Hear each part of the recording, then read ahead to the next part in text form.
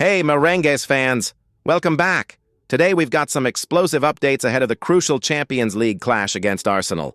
From the penalty drama involving Vinicius Jr. to Ancelotti speaking about his future at the club, we're covering it all today. If you're new here, make sure to smash that subscribe button and hit the notification bell so you never miss our daily Madrid updates. And if you're a returning viewer, you know the drill. Drop a like to help us beat the algorithm. All right, let's dive straight into the biggest stories coming out of the Santiago Bernabeu this week. The big news coming out of the Bernabeu right now involves a potential shakeup in penalty duties at Real Madrid. Following last weekend's disappointing 2-1 defeat to Valencia in La Liga, changes are apparently being made behind the scenes. As many of you probably saw, Vinicius Jr. stepped up to take a penalty early in the match against Valencia, but his weak effort was easily saved by goalkeeper Georgi Mamardashvili. That miss proved costly, as Madrid went on to lose the game, dealing a significant blow to their title hopes. According to reliable sources at Marca, the decision has already been made inside the club. Kylian Mbappé will now be the designated penalty taker for Los Blancos going forward, starting with tomorrow's crucial Champions League quarter-final against Arsenal. This marks a significant change in the team's hierarchy, especially considering this isn't the first penalty miss for Real Madrid this season. We've seen Vinicius, Mbappé, and even Jude Bellingham all missing from the spot this campaign, raising serious questions about the team's efficiency from 12 yards. When asked directly about the penalty situation in today's pre-match press conference, Ancelotti was characteristically cryptic, simply stating, "We've thought about it and tomorrow we'll try to manage it." But our sources confirm that Mbappé is now the designated penalty taker moving forward. Despite the penalty drama, Carlo Ancelotti has publicly backed Vinicius Jr. to deliver a strong performance against Arsenal in tomorrow's crucial Champions League quarter-final. The Brazilian star had a night to forget against Valencia, not only missing that crucial penalty but also struggling to impact the game in his usual explosive manner, despite managing to score Madrid's only goal in the 2-1 defeat. When questioned by reporters about Vinicius being whistled by some sections of the Bernabeu crowd, Ancelotti responded firmly, "I didn't speak to him. I don't need to. I know perfectly well he could have played better, but whenever he doesn't, he's better in the next one. He's going to have a great game tomorrow." This public show of confidence is typical of Ancelotti's management style, protecting his star players when they're under fire. The Italian coach knows that a firing Vinicius will be crucial to Madrid's chances of progressing past a disciplined Arsenal side.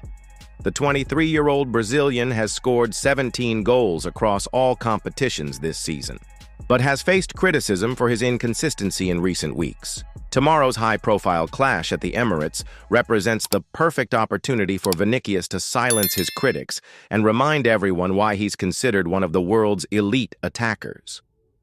In another fascinating development, Carlo Ancelotti has addressed speculation about his future at Real Madrid. Despite leading the club to multiple Champions League triumphs, the 64-year-old Italian has faced mounting criticism this season. Madrid have suffered a concerning 10 defeats across all competitions this campaign, and questions have begun to emerge about whether Ancelotti's time at the Bernabeu might be coming to an end, with reports even linking him to the vacant Brazil national team position. When asked if he felt people were growing tired of seeing him at Real Madrid, Ancelotti gave a characteristically philosophical response. Maybe so. But what counts is that the most important person hasn't got tired. That most important person is clearly a reference to club president Florentino Perez, with Ancelotti adding, "What can change the dynamic is that the most important person in this club doesn't get tired." It's worth noting that despite the criticism, Ancelotti remains confident about Madrid's trophy prospects this season, stating, "We are here to fight for all the titles until the end. Winning? We have to try. If it doesn't work out, we have to think about next season." Pressure is undoubtedly mounting on the veteran coach, and tomorrow's result against Arsenal could play a significant role in determining his long-term future at the club.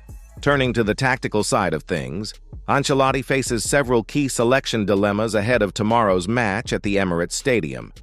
The most concerning position appears to be at left back, where first-choice Ferland Mendy is reportedly unavailable through injury. According to reports from Cope, Ancelotti is considering starting David Alaba in that position, a decision that would raise eyebrows given the Austrian's recent return from a serious ACL injury. Alaba has looked, understandably, rusty in his appearances since returning, including during the recent defeat to Valencia. Critics argue that deploying him against Arsenal's dynamic winger Bukayo Saka could be a significant risk, especially given Alaba's reduced pace following his recovery. The alternative would be to start Fran Garcia, who, despite not being flawless, this season at least offers the natural pace that might be needed to contain Saka's threat. Another key decision revolves around Federico Valverde's positioning. When asked if the Uruguayan would start in midfield or at right back, Ancelotti kept his options open. It's a doubt. He does both very well.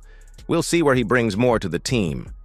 These tactical decisions could prove crucial in what promises to be a fascinating chess match between Ancelotti and Arsenal's Mikel Arteta, whom the Italian praised as having built a complete team that is now one of the best in Europe. The Champions League quarterfinal will also mark a reunion with former Real Madrid player Martin Odegaard, now captain of Arsenal and one of the Premier League's standout performers. When asked about the Norwegian playmaker, Ancelotti was full of praise. He is still very young. The talent he has now is what he had when he was 16. He has had the character, the courage to go out and to be one of the best in Europe.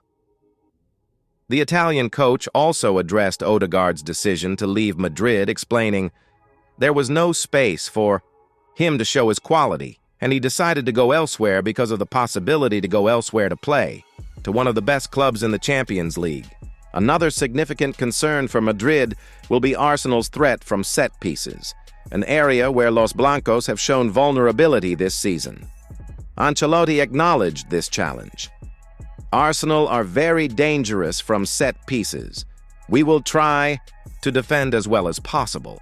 Adding to Madrid's challenges is the absence of midfielder Aurelien Tchouameni for tomorrow's match, while Eduardo Camavinga and Antonio Rudiger risk suspension for the second leg if they receive yellow cards. From a tactical perspective, this tie presents fascinating contrasts. Arsenal have built their success this season on defensive solidity and set-piece excellence, while Madrid remain the kings of Champions League experience and individual brilliance. The key battleground will likely be the flanks, where Vinicius and potentially Rodrigo will face Arsenal's disciplined defensive structure. If Alaba does indeed start at left back, expect Arsenal to target that area heavily with Saka's direct running. Madrid's midfield, whether featuring Valverde centrally or not, will need to control the tempo better than they did against Valencia. Allowing Arsenal to dominate possession at the Emirates could prove fatal to their chances. The first goal will be crucial. If Arsenal score early, their defensive organization makes them extremely difficult to break down. Conversely, if Madrid can silence the Emirates crowd with an early strike, their Champions League experience could prove decisive. That wraps up today's Real Madrid news. To recap, Mbappe is taking over penalty duties from Vinicius. Ancelotti has backed Vinny to bounce back against Arsenal. Questions continue about the manager's future, and we've got some major tactical decisions ahead of tomorrow's huge champions. League clash at the Emirates. What do you think? Should Alaba start at left back? And is Mbappe the right choice for penalties? Let us know your thoughts in the comments section below. That's all for today. Please leave your comments below and hit the like button. Thank you for watching.